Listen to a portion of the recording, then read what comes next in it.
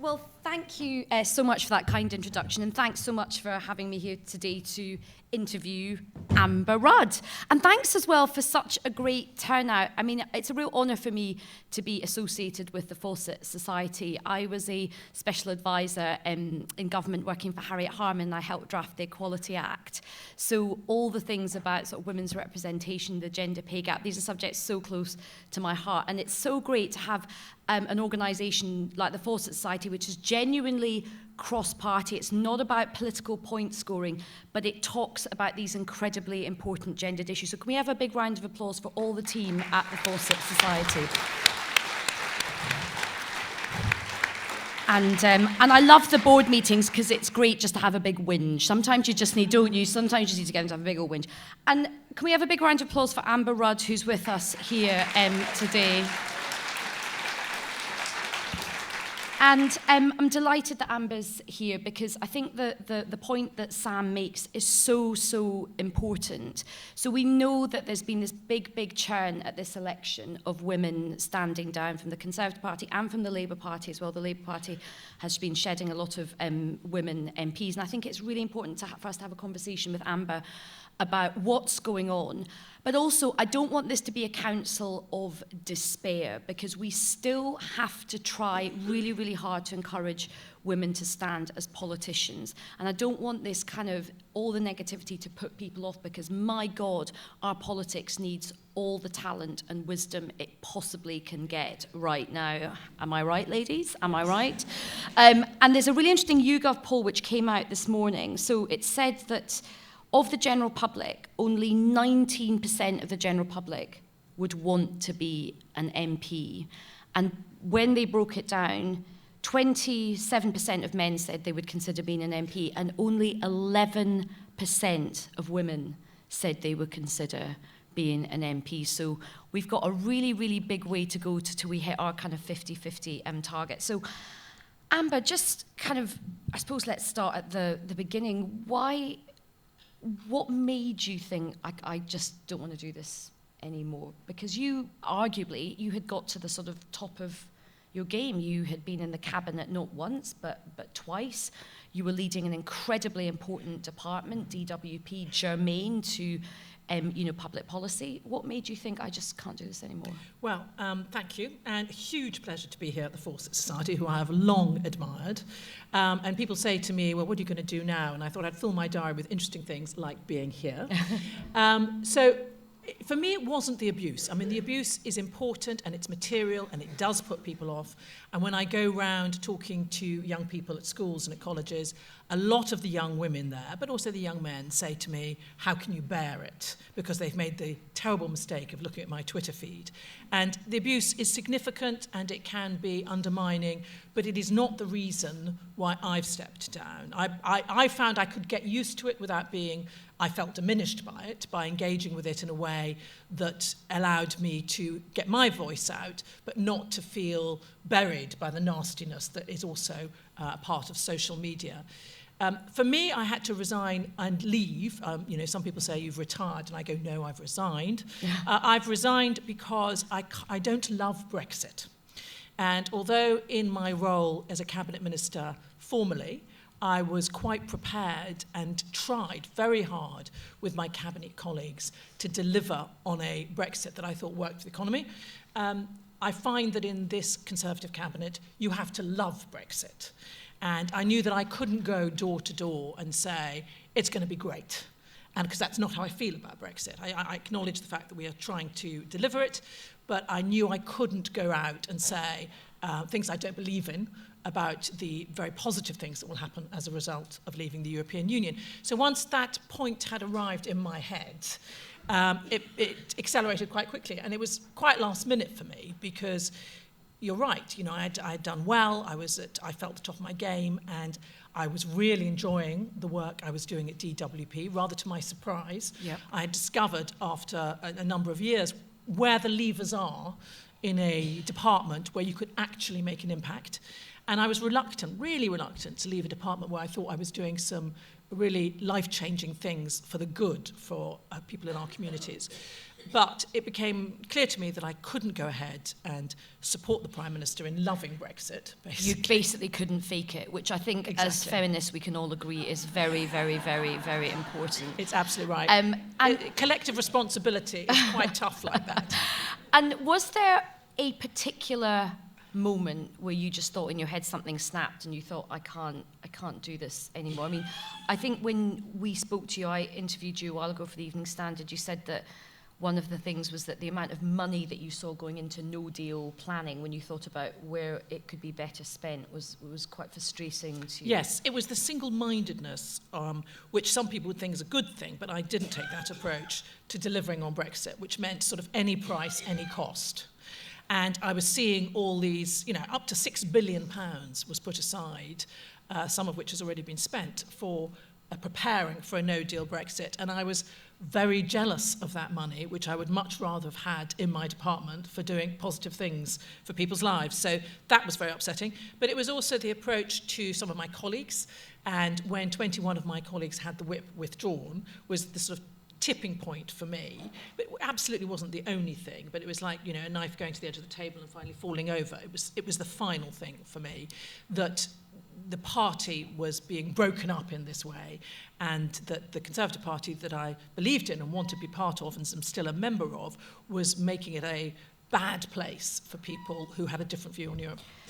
Now, when we spoke to you, we had just had a quite tumultuous event in the House of Commons. I don't know if many of you will probably remember this, where there was quite a heated debate in the Commons and quite a few female MPs expressed concerns about some of the language that was being used in terms of people versus the Parliament, sort of increasing worries about their safety. And a number of female MPs, Labour MPs, stood up, including a woman called Paula Sheriff, who had expressed real concerns about Jo Cox. And the Prime Minister reacted in a very casual way and sort of dismissed her concerns. I think he used the words humbug. And when we spoke to you, I was very surprised at how strong your language was at the time. You said that you felt that Boris Johnson's casual approach to the safety of female MPs was immoral. And going to Sam's point, we clearly have a very toxic culture in our politics, which is driving women away.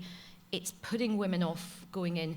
But that comes from the top. I mean, what is your message to the Prime Minister? And how do we change this culture if we can't get the very, very top guy to take this stuff seriously? So we live in a world where there is a lot of hostility, but there is also an unpleasant amount of real danger, I'm afraid, for some MPs. I don't know a single MP who hasn't had a serious death threat. Most of us have had a prosecution take place in our constituencies for the level of a death threat. So it's not just a nasty attack on Twitter. It's something which the police have had reported to them and have had to take more seriously. And, of course, we live in the terrible shadow of Jo Cox's murder.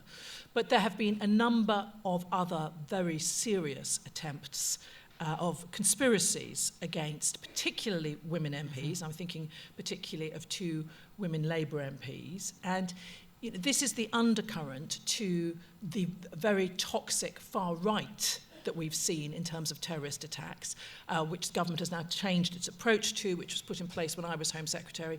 So the far right extremism, the sort of type of extremism that we saw that was part of the attack on Jo Cox, is now also part of MI5's authority in terms of their investigations.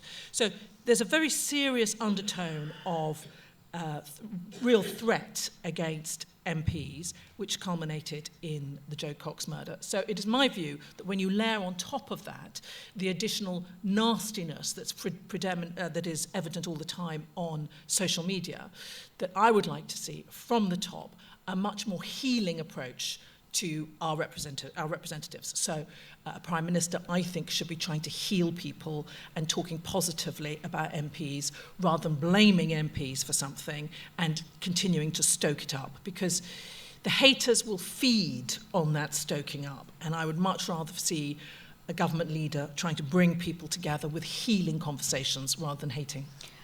And you mentioned to us that you felt that the sort of group around the Prime Minister had become quite sort of macho in terms of how it dealt with with people. And tell us a bit about, as a woman in politics, how that kind of impacts on you when there is quite an aggressive boys' club behind the Prime Minister. So, as you all know, the front of house is very important in politics, but advisors are very, very important. They often are the power behind the throne. They often have the power to hire and fire or demote or isolate or encourage people. What is that like navigating? So I've worked under 3 Prime Ministers, and David Cameron, as some of us were discussing earlier, made a big effort to try and make sure there were more women candidates involved, and he was much more emotionally intelligent about wanting to have women involved at the top. His Deputy Chief of Staff was a woman who was very much involved in the promotions, etc. So I think that was more manageable for women, as part of the environment. And under Theresa May, of course, as a woman, it did make a huge difference that she was much more aware, again, of women's involvement, and one of her chief of staffs was a woman. And under Boris Johnson, I'm afraid it is less so, because it is more of a blokey environment. But having said that, essentially, Boris Johnson does want to support women. I don't think that sort of the things that are essential to us as citizens are under threat in any way. He's not going to row back on our health rights or anything like that. But I think that there is a default position for men in leadership roles to have people around them who are similar to them, who they might have gone to school with, dare I say it, that has a certain camaraderie about it that makes them more confident with each other. And you have to continually call that out and knock it down. And if we are trying to encourage more women to get into politics at a time when it's pretty frightening for a lot of people, it's very, very toxic, what's your message to them? What is your pitch to anybody in this room who might be thinking, actually, I should consider standing? Because it's an extraordinary job, and I have had the most amazing experience over the past 10 years. I feel very, very lucky. You've heard much about, I'm sure previously, from MPs about their roles in their constituency and the genuine good you can do for individuals who are being perhaps bullied by the state, and as the MP you can intervene. Fiona will have had this experience, and it stays with you all the time, the kind of individuals you've helped. So I imagine the people who are here today, that's of value. So it's an extraordinary privileged role where you can do real good with the authority vested in you. And then if you do become a minister, and in my case a Secretary of State, it's extraordinary that you can actually find where the levers are and change things. Change things, I hope, for the good. So it is a very worthwhile job. It's huge privilege, and I don't regret a moment of it myself. And I do go around schools and colleges and try and encourage men and women to put aside their concerns about the difficulties, which we have to be frank about, but to try and do it, because it really needs people with commitment and with enthusiasm to come into it. And what advice would you give to, I suppose we're going to have a new group of MPs coming in, what kind of advice would you give as somebody who's had, particularly in the Home Office, you're under so much scrutiny that as we know from just the events in the last 24 hours, the scrutiny and the safety is so you are a target in many, many ways. What sort of advice about looking after yourself, self-care? How do you look after not just yourself, but your family as well? Because I think one of the things that has come to the fore is that it's very, very tough for the children of MPs as well. I think a lot of female MPs particularly feel that it's not just them who's in the firing line, it's their children. I know, I read Yvette Cooper's daughter's extraordinary series of tweets, which were very moving. I think that's always been the case. I mean, speaking to friends of mine of my age, whose parents or fathers typically were MPs, they were always aware of it at school. I think it's very hard on children. My children are slightly older. One of them's here today. I'm in their 20s. We should give a round of applause for your daughter here, who's fantastic. She's a fabulous journalist as well. Let's have a big round of applause for giving up a Saturday morning and coming here. I'll pay for that later, I'm sure. She's also very funny on social media as well, like hilarious on social media. Thank you. So I think it is hard. It's hard to do. So the advice I would give to them is put them first. And I think, as I say, my children were older, so it was less impactful. Although I'll never forget when I became an MP and my son was 17, And my elder sister, said to him, you must be so proud now your mother's an MP. And he said, yes, it's fantastic. She's never home. So we all sort of accommodate it in our different ways. Facebook party at Amber's, basically. Yes. No. And I suppose as well, in terms of when you, it sounds like you're dead, you're not dead, obviously, when you look back on your career and your life, what's your biggest achievement? And just being honest with us, what is your biggest regret for your ministry or your kind of... Well, in my head now, there's so many lists of things that that I could have done better and that I was sad not to complete. So in terms of... may I start with the achievements? Yes, start with the achievements. Start with the achievements. When I was Home Secretary, we had the terrible year of terrorism in 2017. And, of course, as Fiona alluded to, we had a terrible event yesterday when, as has been much commented on, some extraordinary bravery by citizens, which we can all be very proud of.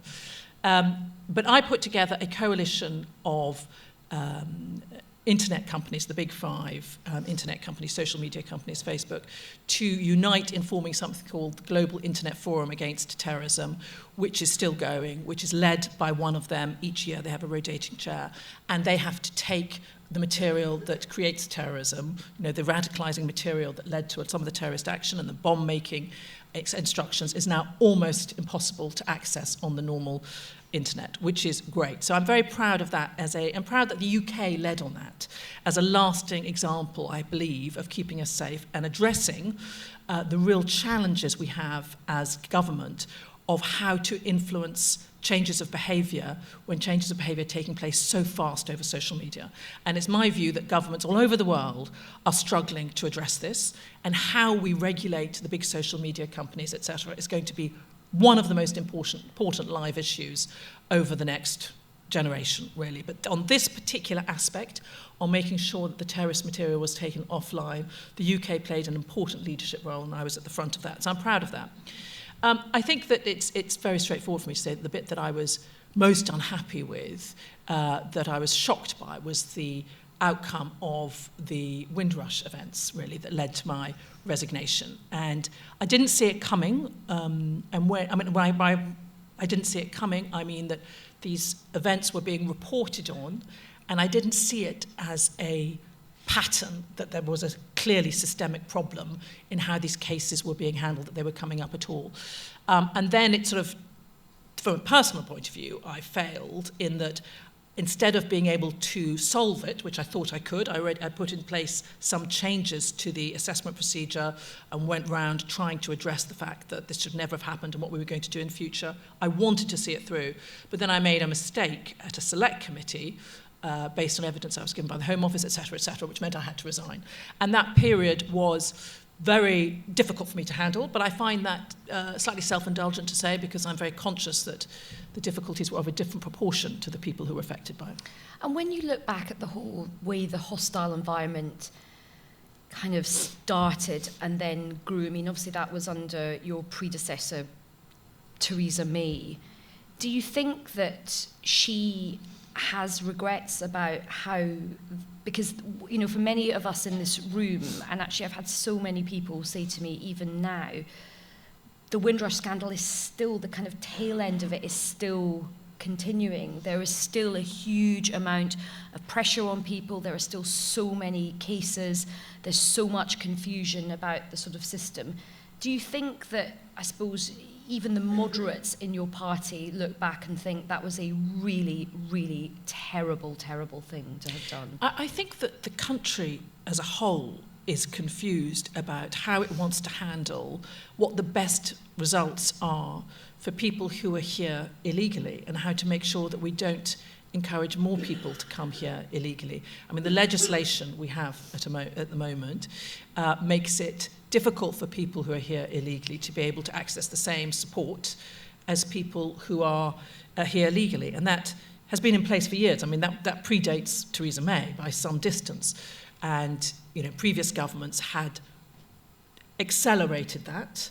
And then under Theresa May, it definitely accelerated more. I mean, she kind of took with the go-home vans and all of that kind of stuff. That was definitely a mistake. It kind of made this issue like huge, rather than it was a an issue that everyone had been trying to sort of grapple with. It seemed to be quite a flagship piece of her sort of Home Office time. And immigration law itself is incredibly complicated. I mean, I really immersed myself, as you would expect, as Home Secretary, in the different pieces of legislation that layer upon layer of our immigration law to try to understand it. And it is very complicated. Within one family, based on age, based on the mother being from a different country, based on how they've moved around, you could have 3 or 4 different immigration entitlements. It is incredibly complicated. And I think that where there are complications, we let people down, because then you get situations like the Windrush, because the people who are making the decisions also don't understand who should automatically get it and who shouldn't. So I think it's a case of I wouldn't start here. I would much rather we had a simplified system which had public support, and on top of that, and this is more controversial, I know, but having been on the inside of it and seen the complications, I would have ID cards, because then you could have a much more... Fiona likes that idea, everybody. I would have ID cards, because I think that if it was properly handled, which I believe it is, could be, you could have a simple evidence-based indication that people have the right to be here and they have access to be here. I mean, a policy which our Prime Minister floated many, many years ago, actually, was the idea of an amnesty. Yeah. That you would just say, look, we've spent decades trying to chase after people, hunt them down. You know, we create layer upon layer of sort of new... It's like a thicket of legislation and procedures to try and track people down. And actually, wouldn't it just be better to say, OK, if you haven't committed a crime and you're not a terrible person, you can stay, you can make a contribution to this society. It would save us all a huge amount of money in terms of Home Office time and this, that, the next thing. Do you think that's an idea we should be exploring? Well, I have heard him raise that in Cabinet in the past few years. He got a fairly unfriendly look from the former Prime Minister, who took a different view. So I think it is something I would like us to look at. I mean, overall, I think there will be an opportunity next year, if we leave the EU on January the 31st, to have a new immigration system. And I hope that Parliament gets it right. But some simplification is certainly a need, and I would be surprised if this Prime Minister doesn't look at having an amnesty of some sort, because he is quite well known for holding that view. OK, and then a final question before we go out to the audience. What is next for you? And are you enjoying your kind of freedom from being an MP? I am enjoying it enormously. I am enjoying it enormously. As you know, the fact is, being an MP is an enormous job, even before you become a minister or a Secretary of State. And I have to say that my counterparts across Europe found it absolutely extraordinary that when you become a Secretary of State in this country, you don't stop becoming an MP, because you do in almost every other European country. And they'd follow me on Twitter, they'd learn about what I was doing in the Home Office. Then on Friday, they'd see these tweets about me opening a church fete and find it really extra alarming. But yes, I am definitely enjoying my freedom. When you make a big decision like the one I made on my behalf, you always reflect on it afterwards and think, did I make the right decision? I know I did. So I feel very comfortable with that decision. I am enjoying spending a bit more time with my family. Not so good for the party scene at the house now, obviously. Yeah, exactly. And looking forward to the next chapter in my life, and I'm talking to a number of people to see what that will be, but I'm not in any huge rush. Excellent. Well, I think we'll go to some questions from the audience. Does anyone have a question? OK, we've got a lady. We don't actually have a roving mic, so you'll have to project. Oh, good. Excellent. If you... Open with Brexit, and there are some thoughts around the fact that Brexit, a hard Brexit, will impact more on women as a group. What do you think?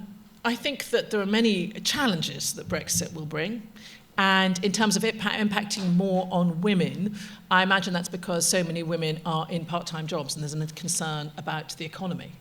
So, yes, it's another good reason to be concerned about a hard Brexit. I mean, I wish that we had got through what I consider to have been a soft Brexit earlier in the year under Theresa May. Then we would have had a controlled process and it would have gone ahead, but it would have gone ahead in a way that I think would have been less damaging to the economy than a hard Brexit will. So I remain very concerned about a hard Brexit and its impacting the economy and therefore on women. Do you worry that we may end up, if there is a majority, that we may end up doing a no-deal Brexit down the track? I actually take a different view, which is that if the Conservatives get a large majority, then I think it will give Boris Johnson the freedom to be less, shall we say, in hock to the right of my party, who have had such a dominant impact this year, leading, let's face it, to the removal of Theresa May in replacement with their man in Boris Johnson. And so I think that a larger majority for the Conservatives will lead to a more reasonable Brexit. I know it's a bit of a reach, but I'm hoping that will be Everyone the just impact. believe. Everyone just take a moment But and believe and pray. I also believe that giving Boris Johnson the freedom to do that will allow him to unleash a more liberal approach to it, which I think is there, rather than but you don't being think in hock to on the that, ERG. on that, Amber, given that the right of the party has hounded so many Conservative prime ministers out, Yeah. what makes you think that Boris Johnson will just be able to sort of defy that trend? If he betrays the Marc Francois and the ERG, then surely they will come for him, as they have always come for other people. There is nowhere else to go now. He is the person they wanted to have in 3.5 years ago, and they've now got him in. So they have to work with Boris. And, he has made these commitments to them. He made a commitment to the DUP. Boris will do and what look he what can. happened there. Indeed. But Boris will do what he can and what is the practical outcome in Parliament. But it is different with Boris than with Theresa May. And in fact, I did say to one of the leading members of the ERG, would you have accepted this deal from Theresa May? And he said, probably not. And wrapped up in that is the fact that Boris is trusted by the ERG. I also think there's a kind of blokiness about that, I have to say. Rampant sexism, I think you meant. Yeah, I'll just correct that for you. Correct, just like kind of... Yes, but it's based, isn't it, on that whole camaraderie that boys trust each other in that way, that is no, part of it. To be fair, though, I mean, I did have the misfortune or fortune of drinking till 5 a.m. with Marc Francois at Tory Party conference, the things I do for my call. He actually did say something, so he said, we've got our man in. But I suppose look, time will tell. None of us really know. We could end up in a horrendous hard Brexit situation, could end up with our NHS being sold off, could end up with a very soft Brexit. Time will tell on this. But Boris is hard. Trust and Boris do not go together hand in hand. Right, have we got any other questions? Okay, actually, the person at the back over there? Yep. Can you shout a bit? Sorry, maybe stand up. Yep, sorry. There is a mic at the front. Particularly your views on the General White inquiry report that was published earlier this year, and whether you've got any optimism that actually the findings of that report will be acted on under the next Parliament. I couldn't hear which report we're talking about. The General White inquiry Could- into bullying of parliamentary staff. Oh, right, bullying of parliamentary staff. I certainly hope so. I mean, there has been, as has been well reported on, some real problems with parliamentary staff who work in isolation so much with MPs. I remember early on when I first became an MP hearing about this, slightly alarmed, as you can imagine, and saying to the young woman who was in my office, and you just work very closely as a backbencher with the staff in your office in these sort of windowless rooms. And I said, what is going on? Because, they all sort of talk to each other. And she said, all I can say is I'm very glad I work for a woman, which was very alarming. So I certainly hope they will be. And I think that Lindsay Hoyle, as the new Speaker, will be the right person to take that forward. I'm very pleased that he's been elected Speaker, because he will see this as something that he can do differently, effectively and transparently. Well, I think it is still outrageous that 2 years on from the whole Me Too scandal that Westminster has not managed to set up a proper independent complaint system for sexual harassment or bullying, and I think that's something that we all really need to keep the pressure on as well, because if we're trying to encourage more women to get into politics, it's not just as MPs but also to work in Parliament is really, really important. The staff behind the scenes in Parliament have fantastic jobs. They can make a huge difference, and we want women and also young men to feel that it's a safe place for them to work. So really good question. I think there was somebody at the front. Yeah, lady over there. Do you want to stand up and just project a bit?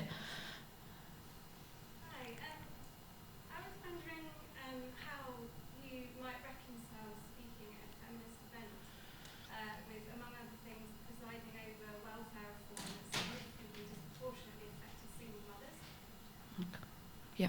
So I made it my mission to make changes to universal credit and support within the system so that it would help women. I worked closely with Women's Aid so that we now have a trained point of contact in every job centre to look for domestic violence.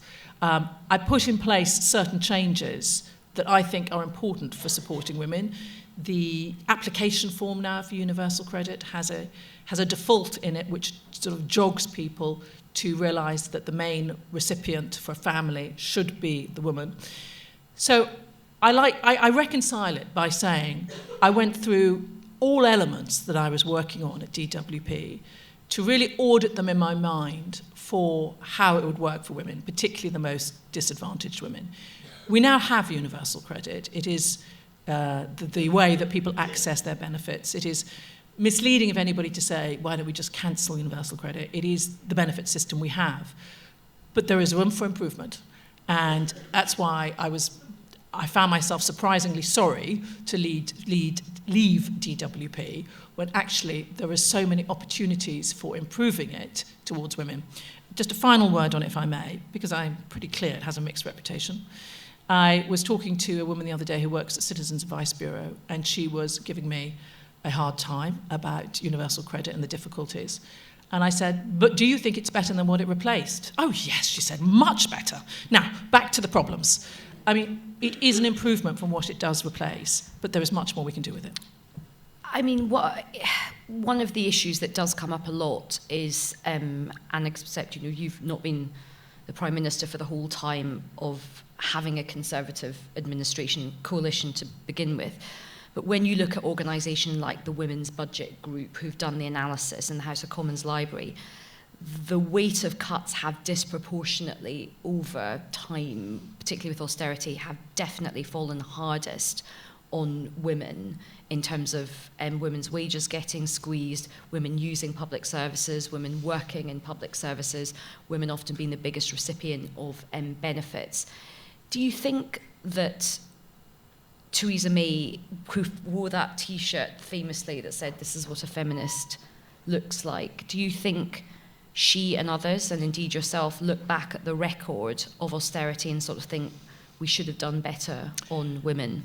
I think that there are many things that women benefit from as well, from having a strong economy, from having investment in public services, etc. But as you've pointed out, this isn't a political event, so I'm not going to bore everybody with that.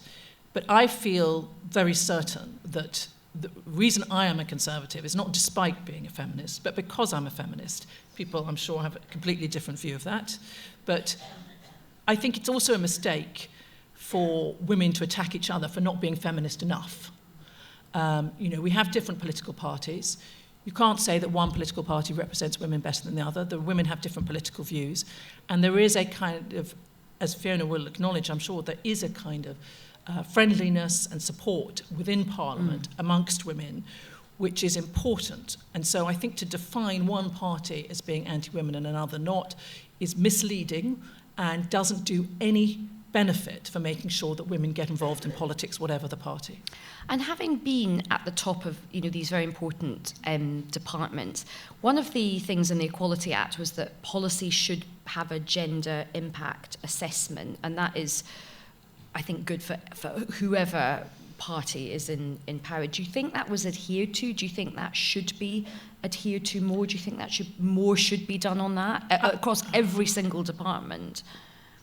So I think that it comes from the individual Secretary of State, really. I mean, otherwise it will be obeyed because it's there. And if your heart isn't in it, it won't actually impact. So just to give you one example is when as Home Secretary, we had a big debate with the French about clearing the Calais camps and making sure that the so-called jungle was dismantled and that the children within it were safely looked after.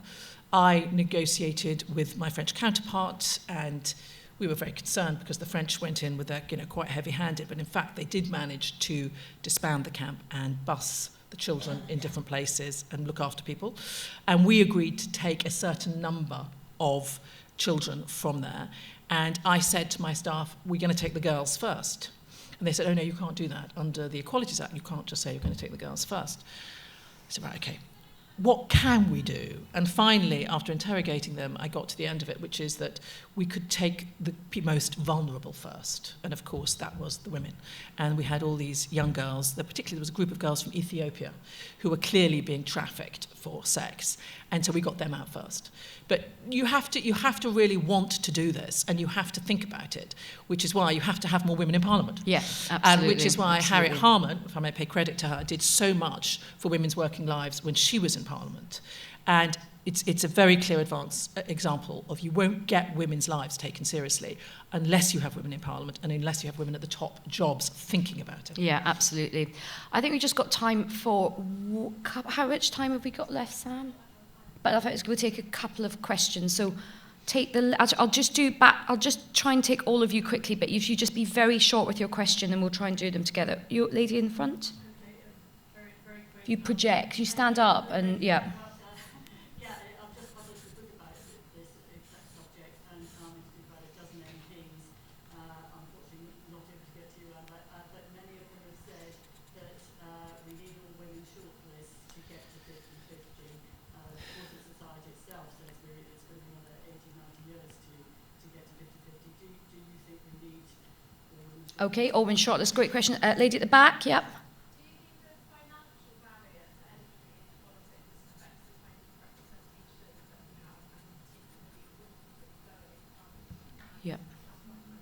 Great question. And then I think we've got time for one more. Actually, yeah, lady back, yeah. My question is to do with something I may have missed this, but with Boris likely to become the Prime Minister, do you think there's any hope for minorities with his rhetoric, given the past things he said and not being able to honour them?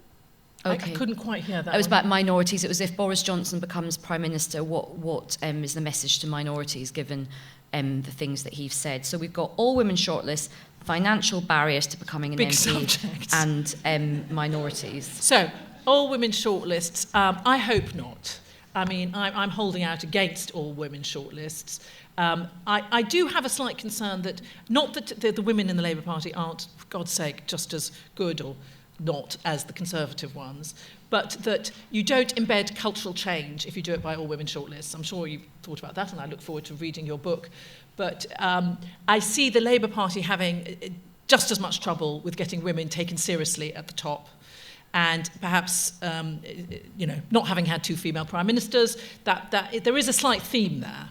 And I think that if you have women who aren't selected from all women shortlists, they are more likely to be accepted and part of the power group when you get into politics than they are from non-women shortlists.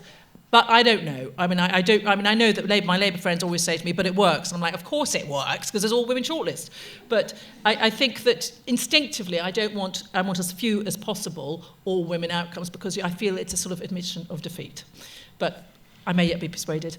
And on the money thing, of course, you're absolutely right. Where the Conservative Party has formed some bursaries so that we do try and help people. It is expensive. It is difficult. I became a candidate in 2006. The general election wasn't until 2010. I found it very hard. I had a part-time job and I got some family support, but it is incredibly hard and we need to do more about it. In terms of Boris's comments, there are a number of comments that I would like Boris to apologise for that he's made, as he points out, a long time ago. But I would prefer an apology for him on that. But as we know, senior politicians aren't always good at apologies. No, sorry, it's a difficult word to say. But I think that he is instinctively a Liberal, and we will see more of that, touch wood, in the future. I haven't won the entire room on that, I see. God loves a trier, but well, look, it's been a really, really interesting session, and really thank you, Amber, for coming here today and being very, I think, quite candid about what it's been like to be at the top of the Conservative Party and at the top of politics, the highs and the lows, and the stuff that's hard, because we do need to be honest with people. I think we're at a really important point in politics, and we have got to encourage more women to get involved at every level of politics, by the way. Not just being an MP, being a councillor is a really, really important job as well. I was going to say a member of the European Parliament, but possibly not. And I think the other thing that I would just say is, if you do put your head above the parapet and you are vocal about politics, you do have to brace yourself for the fact that social media is so incredibly, incredibly toxic. But it's very easy to get put off, and part of the reason, and Amber will have experienced it as well, the reason women get trolled so much on social media is to sort of try and silence us, and to try and frighten us, and to try and get us to step away, so that social media is the new public space in terms of discourse. And there is still, if you look at whose voices are loudest, it does tend to be sort of male voices. So please, please, please do be vocal. Having a voice is the most important thing right now as we enter a very febrile point in politics. But it isn't easy. You have to have a thick skin. Look after yourself. Be nice to each other on social media. If you see somebody having a pile-on, a little message is a really nice thing to send that person. But I'll leave you with one story about me and social media. I get a very, very hard time on social media. And I got this the other day, which is incredibly hurtful. It was at Aisha Hazarika. Why don't you spend less time slagging off Jeremy Corbyn and more time down the gym? I know, that was from my mum. It was like, I was just like, seriously. Ladies, please give a huge warm round of applause to Amber Rudden. Thank you so much.